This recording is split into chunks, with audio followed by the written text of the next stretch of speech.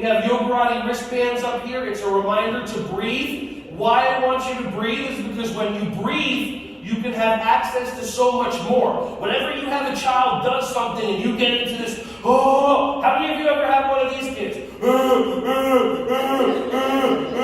And then your response is, calm down, relax, breathe in, the director's coming.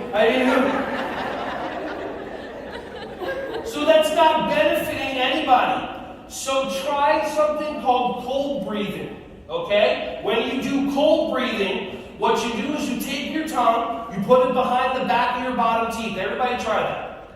Okay, good tongue behind the back. Okay, now, we're going to do the Princess Bride test just to make sure you have proper tongue position, okay? So repeat after me. Tongue behind the back of your teeth. Ready? Wav. True wav.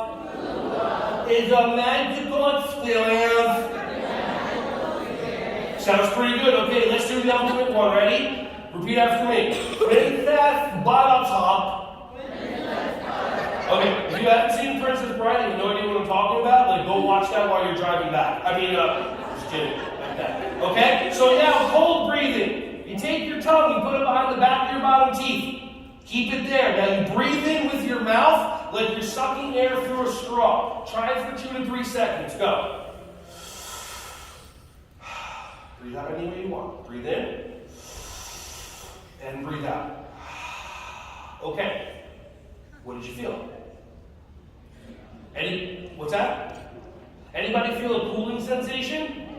So a cooling sensation gets entered into your body, so now you have a moment. It's called a pattern interrupt. You have that moment when you're about to make a decision with your brain.